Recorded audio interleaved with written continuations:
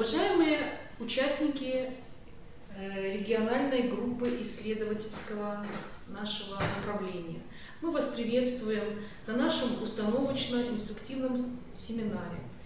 И сегодня мы с вами поработаем по направлениям нашего комплексного исследования оценки качества дошкольного образования.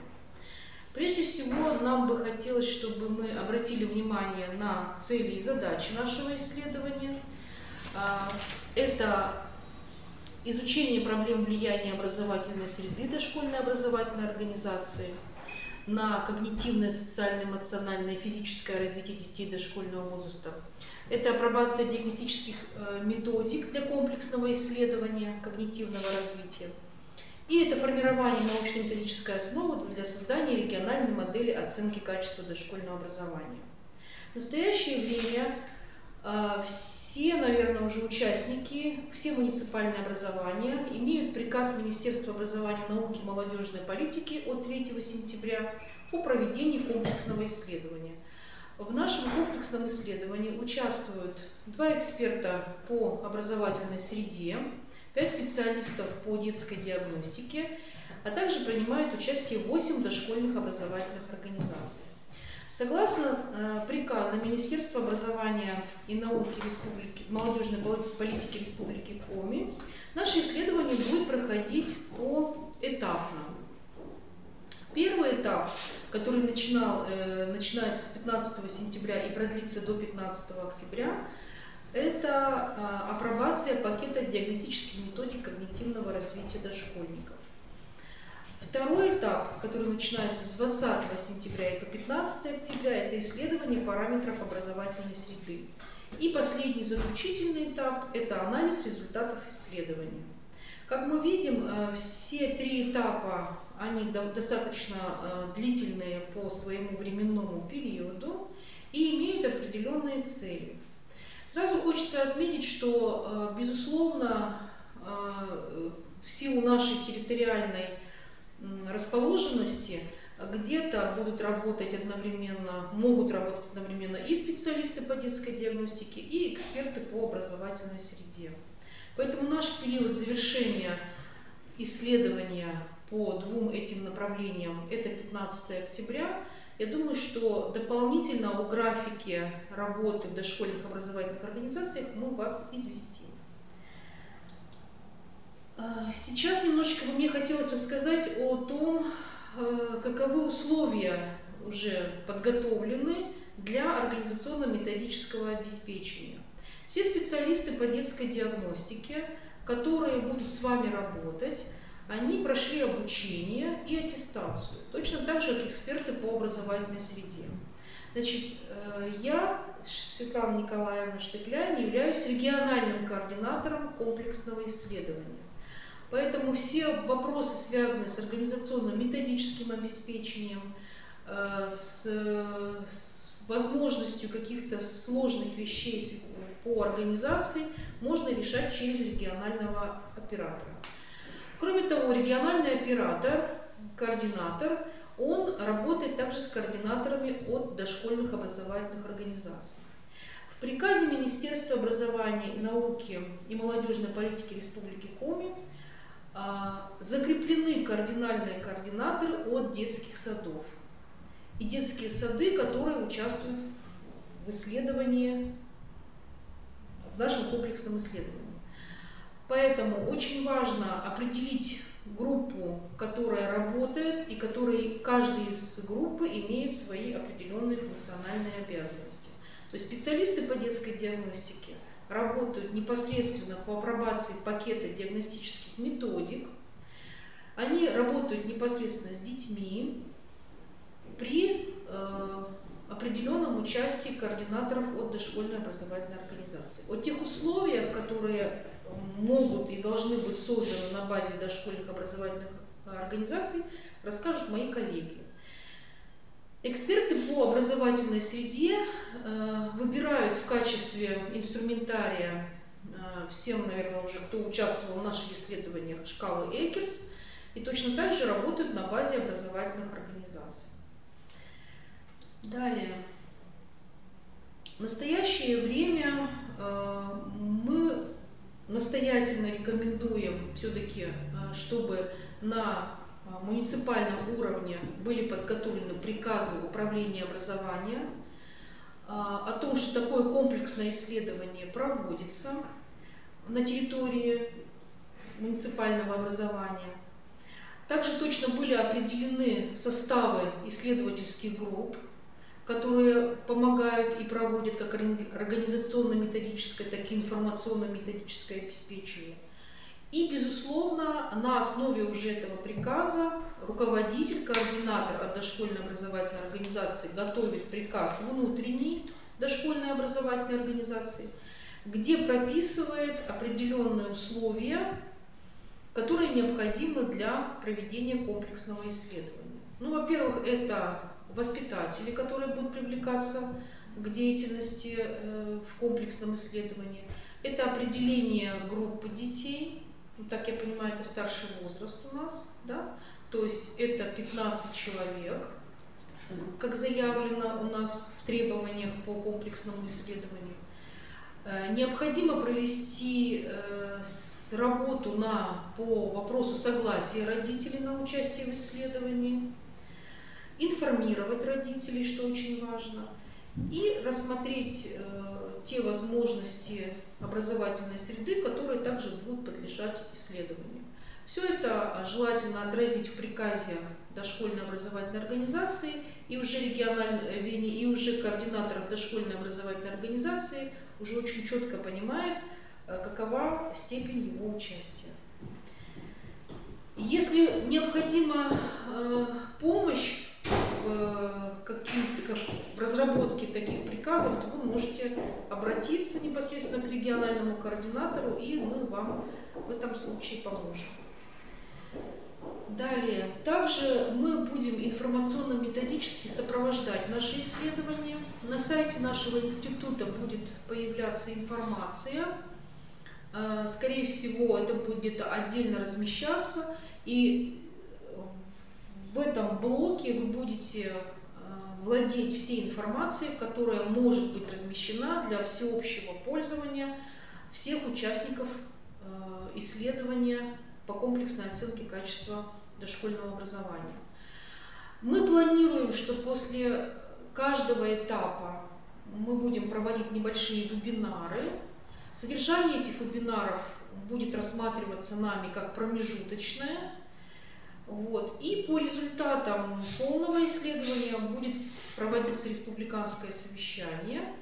Оно не будет посвящено глубоким вопросам освещения данного исследования, но тем не менее по каким-то точкам мы будем рассматривать эти вопросы. Ну и перспективно, наверное, мы постараемся что-то рассмотреть с точки зрения интерактивности, чтобы все специалисты и участники исследования могли пользоваться такой вот интерактивной картой, которая будет отражать наши этапы работы, возможные какое-то содержание, которое нам будет необходимо к размещению. Вот кратко я, наверное, хотела рассказать о самых главных точках и моментах, связанных с организационным проведением комплексного исследования. Поэтому необходимо уже сейчас нам начинать очень активную работу в этом направлении. Серьезная степень ответственности, конечно, у нас рассматривается у специалистов по детской диагностике, потому что апробация диагностических методик, диагностического инструментария – это достаточно серьезный момент. В связи с этим необходимо очень четко понимать возможности исследования, связанных не просто с обследованием ребенка, а именно тот диагностический инструментарий, который будет предлагаться, он как раз-таки будет работать на изучение влияния параметров образовательной среды на когнитивное, социально-коммуникативное и физическое развитие ребенка. То есть серьезных целей, связанных с оценкой деятельности ребенка, или с оценкой деятельности педагога, или с уровнями развития ребенка, в этом контексте рассматриваться не будет. Мы рассматриваем основные задачи Это прежде всего те условия, которые созданы в дошкольной образовательной организации, а именно включая взаимодействие педагога с детьми.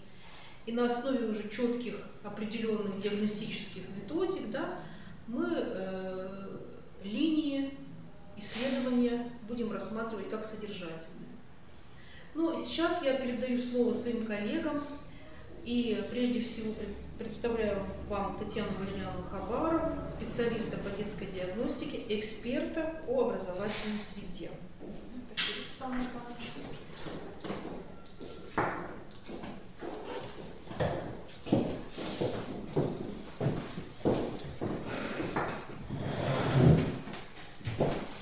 Добрый день, уважаемые коллеги.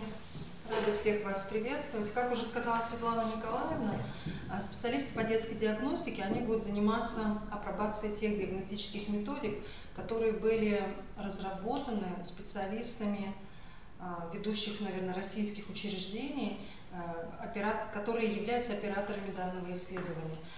И что будет исследоваться в процессе проведения данных мероприятий? Значит, во-первых, у детей старшего дошкольного возраста будут рассмотрены такие аспекты психического развития, как логическое мышление, творческое мышление, социальное развитие, уровень произвольности, речевое развитие и нейромоторное развитие как предпосылка интеллектуального развития. То есть вот такие направления, линии развития детей будут исследоваться, и комплекты диагностических методик, они уже подобраны, они очень обширные, они включают достаточно много диагностических заданий, и суть всего исследования заключается в том, чтобы отобрать наиболее эффективные диагностические методики, которые смогут очень быстро и оперативно посмотреть, что происходит с логическим мышлением, творческим мышлением, социальным развитием и так далее. И, соответственно, какие условия необходимы для проведения данного исследования когнитивного развития детей. Но, как Светлана Николаевна уже сказала, это дети старшей возрастной группы, количество их 15, может быть чуть меньше, может быть чуть больше, но мы уже заявили от Республики Коми, от каждой дошкольной образовательной организации по 15 детей. И возраст детей, он может быть от 4,5 лет до 5 лет 9 месяцев. Поэтому если вы будете работать, вы будете работать с семьями воспитанников, когда вы будете обговаривать с родителями возможности получать их персональное согласие на то, чтобы ребенок принимал участие в исследовании, то вы не обязательно должны ориентироваться на то, что если ребенку на данный момент 5 лет, 5,5, эти дети, они очень подходят как раз для того, чтобы можно было проводить исследования. Те методики, которые предлагаются, нам пришел очень большой комплект диагностических материалов, то есть каждый специалист по диагностике, он имеет достаточно серьезный методический материал, где описаны все пробы, очень подробно того, что мы должны делать с детьми. Поэтому эти методики, они проходят апробацию, но несмотря на это, весь тот отечественный и зарубежный опыт, который есть в системе дошкольного образования, как утверждают операторы этого проекта, он использовался здесь. Поэтому каждая методика, она описана с очень подробными комментариями, с очень подробными инструкциями, и по ряду методик результаты будут уже подводить специалисты по детской диагностике. По ряду методик результаты будут подводить федеральные эксперты. Значит, сколько работает один специалист на базе одной дошкольной образовательной организации? Поскольку исследование, индивидуальное исследование, групповое исследование, оно занимает достаточно много времени, и где-то в пределах до 1 часа отводится на индивидуальное исследование по одному ребенку, это вообще, если говорить в совокупности. Поэтому время работы одного специалиста на базе одного детского сада будет состоять от 3 до 5 дней. Поэтому, уважаемые коллеги, когда мы график составим, и это, конечно, пока примерные даты будут на сегодняшний день, какие-то специалисты по детской диагностике справятся быстрее, какие-то специалисты, возможно, медленнее, возможно, понадобится для этого целый день, то есть и утро, и первая половина дня, и вторая половина дня. Возможно, какие-то специалисты будут работать только во второй половине дня. То есть эти все вещи, они решаемые, они, я думаю, что очень хорошо могут быть сориентированы в процессе исследования. Что еще у нас здесь на сегодняшний день по исследованию? Значит, что есть на данный момент у любого специалиста по диагностике? Состав специалистов, я думаю, что вы видели, если вы знакомились с нашим приказом, который был издан на республиканском уровне. Во-первых, это специалисты Коми-Республиканского института развития образования, которых вы все очень хорошо знаете. Это и Юлия Владимировна Карманова, и Анна Владимировна Королева. И наши партнеры, это Елена Сергеевна Боровченко, это педагог-психолог детского сада номер 12 города Усинска. Могу немножко обосновать, почему мы ее взяли, потому что Елену Сергеевну мы очень часто привлекаем к нашей совместной деятельности. И я думаю, что этот аспект исследовательский, он тоже очень интересен будет для нее. И еще один специалист, это Татьяна Сергеевна Ивлева, это специалист управления дошкольного образования, которая тоже очень интересуется этой сферой. И я думаю, что Татьяна Сергеевна с удовольствием вольется в нашу исследовательскую такую группу и примкнет как бы к нашим профессиональным рядам. Поэтому что есть на сегодняшний день? Есть стимульный материал. Ну, если я даже могу показать, если интересно, то есть когда будет проводиться индивидуальное исследование с ребенком, вот у нас есть такой стимульный материал, и с этим стимульным материалом работает каждый специалист по детской диагностике. То есть одну сторону материала видит ребенок, а, соответственно, здесь очень подробно изложены все инструкции, что должен говорить и как должен задавать вопросы специалист по детской диагностике. Поэтому те разработчики, которые делали эти пособия, они действительно сделали достаточно хорошо. Дальше у нас есть две диагностические тетради. Выглядят они примерно вот таким образом. И в каждой тетради даются индивидуальные задания для детей. То есть таким образом подбираются задания. Поэтому на каждого ребенка придет по две диагностические тетради. И получается, каждый специалист по детской диагностике, он придет в детский сад с набором из 30 штук диагностических тетрадей, где будут проводиться задания как в малых группах, так и, возможно, индивидуально. Дальше у нас есть бланки для протоколирования результатов. Бланки достаточно объемные, и вот такой бланк, называется это диагностика развития ребенка дошкольного возраста, он заполняется на каждого ребенка отдельно. То есть специалист по детской диагностике, он заполняет на каждого ребеночка такие бланки, и потом результаты исследования переводятся уже в электронный формат и, соответственно, вносятся специалистом по диагностике через свой собственный личный кабинет на сайте Национального института исследования качества образования. Дальше. Еще для исследования обязательно рекомендуется иметь специалистов по детской диагностике диктофоны, часы с секундной стрелкой, потому что там есть задания, которые, например, ребенок должен выполнять в течение 3 минут, в течение 1 минуты. То есть задание интересное, задание хорошее. С чем они связаны, немножко дальше я как бы опишу вам, чтобы вы имели представление, что мы будем исследовать.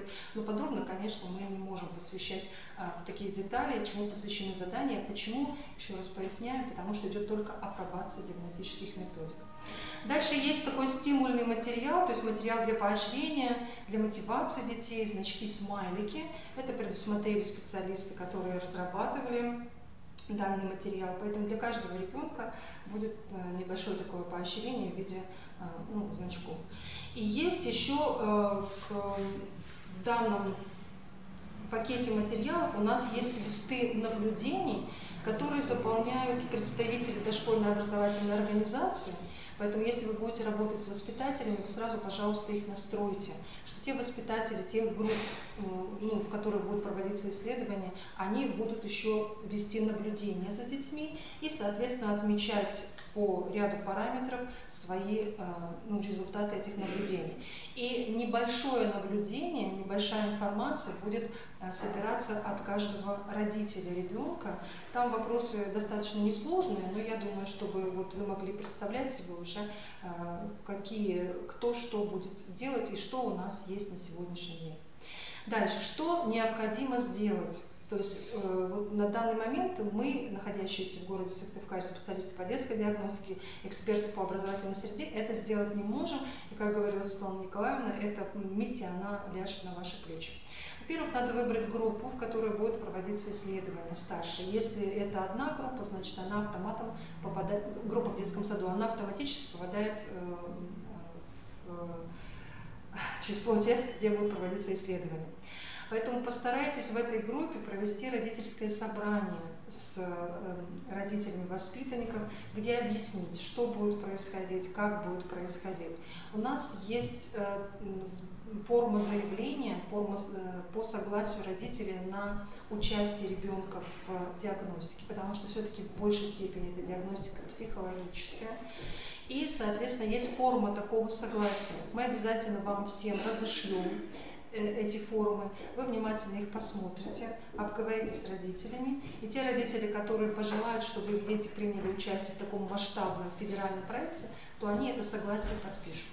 Поэтому это уже работа ляжет на плечи детского сада. Если какие-то вопросы будут у вас возникать по проведению родительского собрания, я думаю, что мы сможем на них ответить. Вы можете задать их в чате, и сегодня, или, может быть, через какое-то время мы дадим обязательно вам ответ. На тот момент, когда придут к вам специалисты по диагностике, это время будет очень разное для всех дошкольных образовательных организаций, пожалуйста, подготовьте списки детей, которые будут принимать участие в исследовании, то есть полные их фамилии, имя, отчество, потому что это все необходимо нам будет вносить в наши протоколы наблюдения, их даты рождения, их, если возможно, возраст, который на 1 октября будет уже у ребенка, чтобы легче было все это просчитывать и вбивать в базу данных. Все-таки от каждого детского сада только 15 детей мы заявили, поэтому я не думаю, что будут сложности с составлением вот этих списков. Для проведения исследования для специалиста по детской диагностике нужно какое-то отдельное помещение, где он мог бы находиться и мог бы проводить исследования индивидуально с каждым ребенком. То есть это помещение, оно должно быть, с одной стороны, и очень таким каким-то комфортным, очень уютным, чтобы ребенок, если он не захочет принимать участие в исследовании, чтобы он мог хотя бы на среду помещения переключиться, возможно, поиграть или просто остаться. Потому что мы не гарантируем, что все дети пойдут на контакт со специалистом по детской диагностике сразу. И еще в этом помещении могут располагаться несколько детей.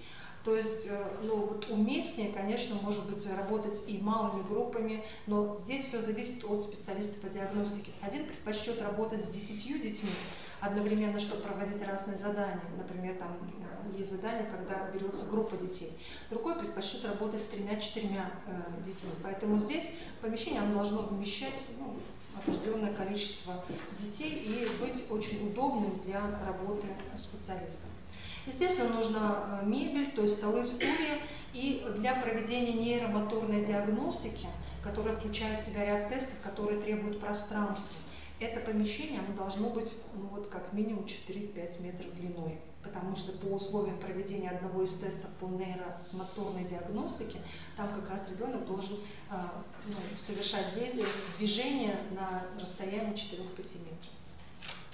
Я надеюсь, что такие простые предметы, как цветные карандаши и простые карандаши, они тоже могут быть, потому что если дети будут выполнять индивидуальные задания, там есть много заданий для того, чтобы они могли воспроизводить образцы, и им необходимы будут инструменты, которыми они будут пользоваться.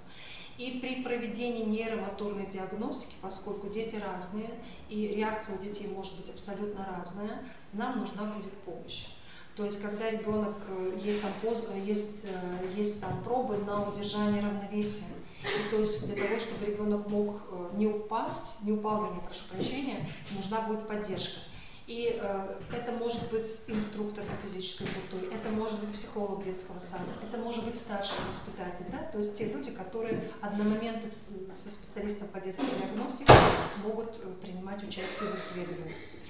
И если есть такая возможность у детского сада, те наблюдения, которые проводят родители за поведением ребенка, за его социальным развитием, их необходимо будет тиражировать.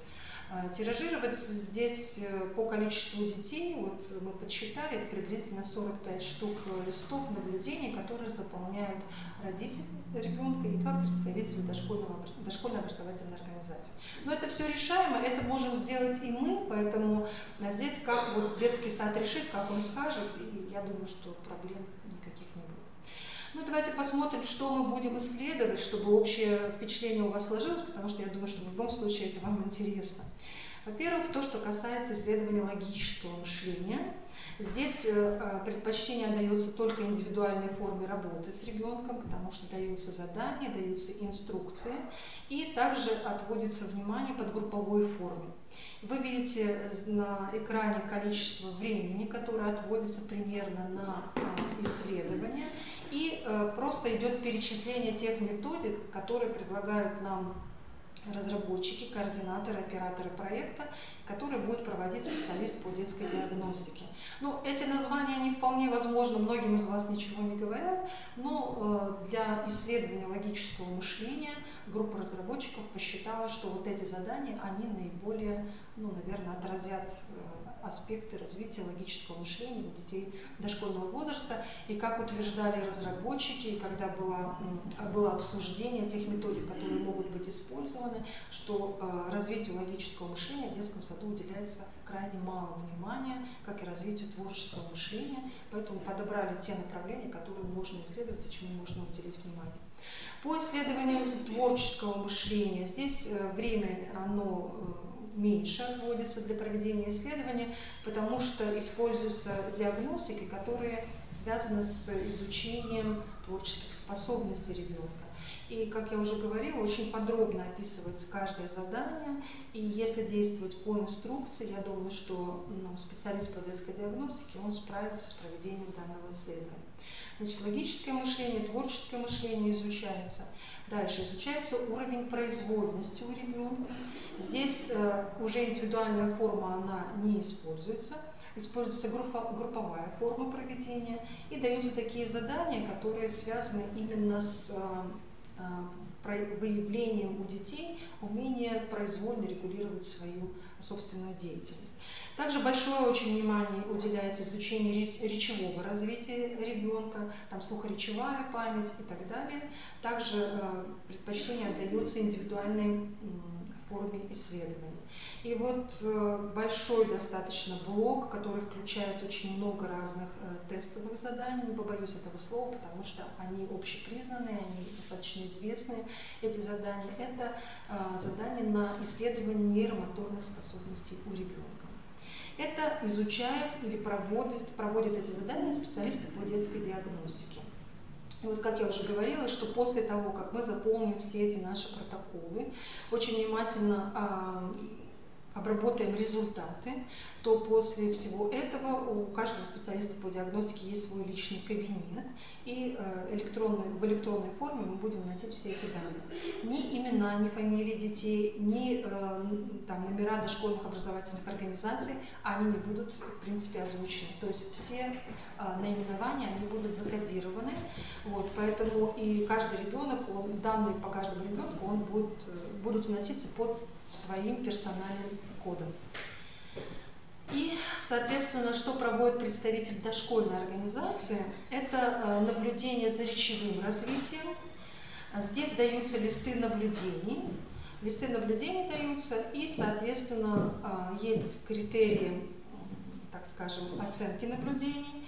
И взрослые, то есть педагоги, воспитатели, которые работают в этой группе, они должны очень хорошо знать ребенка. Они сначала на основе своих собственных впечатлений, потому что кто-то работает с детьми, начиная с первой младшей группы, то есть они детей своих знают, они будут отмечать наличие, отсутствие или частое наиболее проявление того или иного момента у ребенка. И также то, что касается социального развития, а именно социального интеллекта и социальной компетентности, там дается 45 утверждений, и на каждое утверждение дается свой критериальный ряд. Допустим, ребенок не проявляет такого поведения, и, допустим, самый высокий балл, такое поведение является обычным для такого ребенка. И вот здесь моменты, связанные с социальным интеллектом, это как ребенок адаптируется к ситуации, как он общается со сверстниками, как он обходится со своими чувствами, как он преодолевает стресс и какие альтернативы агрессии на сегодняшний день существуют. То есть, вы знаете, когда мы знакомились и когда мы учились на обучающих семинарах, конечно, такие вещи, они на сегодняшний день не исследовались у наших детей дошкольного возраста, поэтому вот этот вот кусочек, связанный с развитием социального интеллекта, социальной компетентности, я думаю, что он будет представлять интересы для самих воспитателей, которые будут заполнять эти листы. Вот это делают представители дошкольной образовательной организации. И что проводит родитель ребенка? Родитель тоже заполняет тот же самый лист наблюдений за социальным развитием, где отвечает на те же самые 45 утверждений. И вот здесь просто немножко подробнее описаны те умения, которые относятся, наверное, к умениям современного ребенка. И, допустим, вот если вы возьмете умение просить об одолжении или, например, умение принимать комплименты, и вот идет градация от 1 до 5, и просто родитель отмечает, что, например, ребенок не проявляет такого поведения, то есть он не умеет просить об одолжении, да? Или, допустим, он проявляет его всегда. Ну, мы посмотрели эти вопросы, они достаточно компетентные, и на них несложно будет ответить. Вот после всего этого, пока для нас остается открытый вопрос, но поскольку Светлана Николаевна, она у нас является региональным координатором, я думаю, что она получит ответ на этот вопрос в ближайшее время. Вопрос связан с тем, что кто должен вносить вот эти данные наблюдения, которые проводят у нас воспитатели и родители, в электронную форму. Изначально, когда мы проходили обучение, нам говорили, что это будут делать и воспитатели, и родители. Сейчас в том материале, который пришел, идет разговор о том, чтобы все данные были переданы специалисту по диагностике, и мы уже вносили эти данные. Вот этот вопрос нам надо уточнить, но если это действительно будет так, что каждый воспитатель и каждый родитель ребенка будут вносить свои данные, то, безусловно, мы как-то еще раз вас оповестим. Но пока вот ситуация такая, что вся информация по каждому ребенку, она собирается у специалиста по детской диагностике, и он потом, обрабатывая результаты, он вносит через личную форму.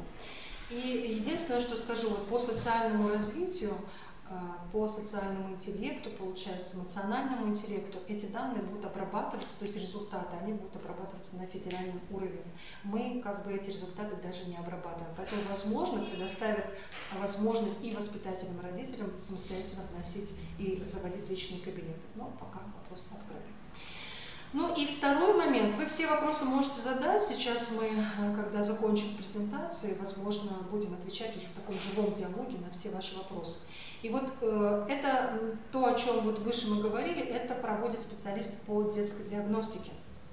И поскольку мы еще оцениваем влияние образовательной среды на развитие ребенка, аспект, связанный с развитием, вот как мы это будем делать, мы вам показали.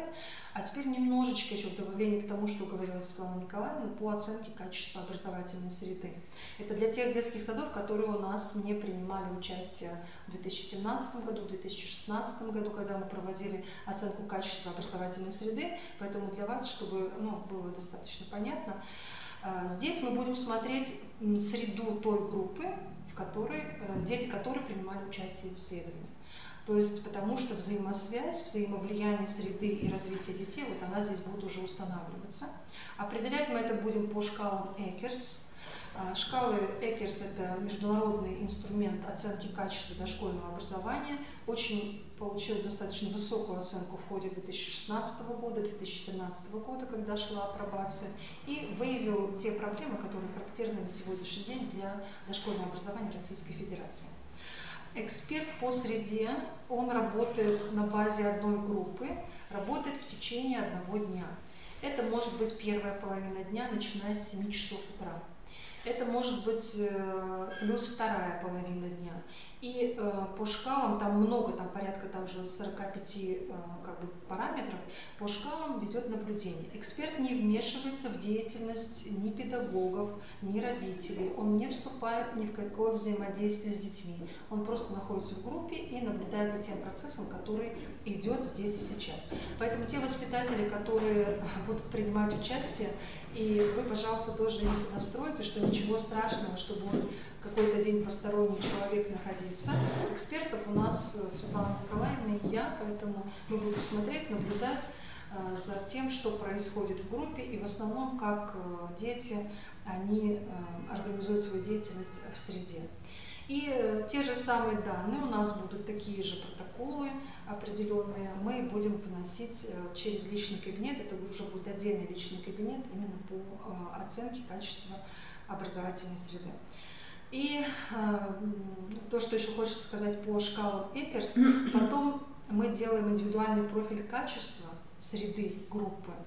И при вашем желании мы можем предоставить вам эти данные, потому что те детские сады, которые принимали участие у нас в 2017 году, мы им предоставляли индивидуальные профили качества оценки образовательной среды.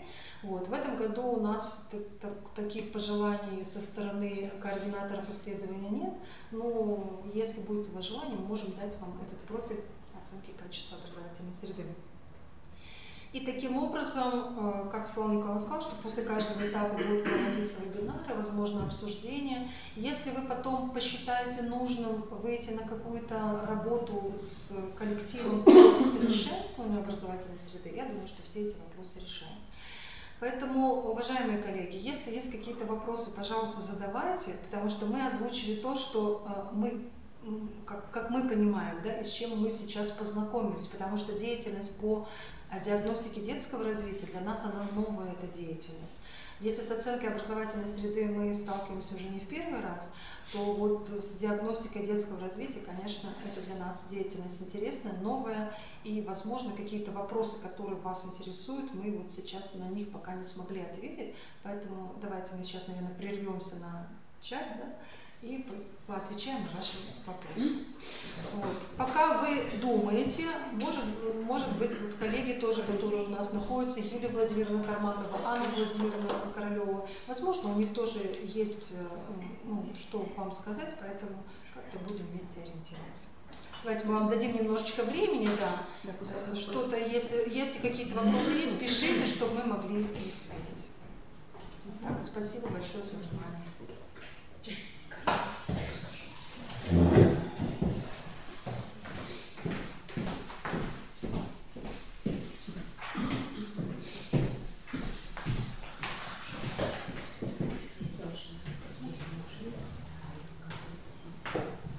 Уважаемые коллеги, здравствуйте.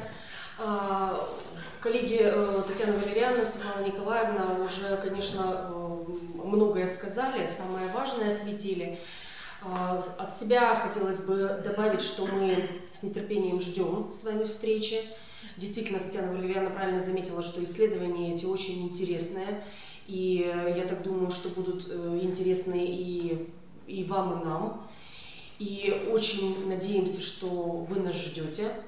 Мы очень ждем контактов с детьми, возможно, даже и с родителями, с педагогами, с вашей средой, с вашими какими-то интересными образовательными новинками, запросами. Исследование и сложное, и современное, и очень интересное, действительно актуально на сегодняшний момент. И уже вот с нетерпением мы сами ждем распределения по детским садам и районам, куда мы попадем, отправимся. Вот. Ждем с нетерпением ваших вопросов. Какие у вас еще будут к нам вопросы, предложения? Может быть, уже сейчас известны какие-то доводы или вопросы родителей, если, например, у вас уже были контакты с ними. Пожалуйста, пишите, очень ждем. Нет? Сначала посмотрим. Нет? Пока нет, да?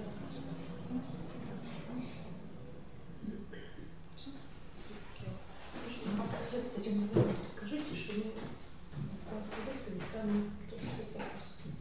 Или Юлия, скажите. Скажите, что... Так, уважаемые коллеги, мы сделаем вкладку на нашем сайте. И если какие-то у вас будут вопросы по исследованию качества дошкольного образования, вы, пожалуйста, туда пишите.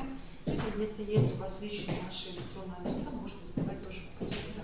Всем спасибо за внимание, желаем удачи. И я думаю, что наш регион, Республика Коми, она сможет отобрать те эффективные диагностики, методики диагностики, которые помогут потом в целом Российской Федерации. Спасибо.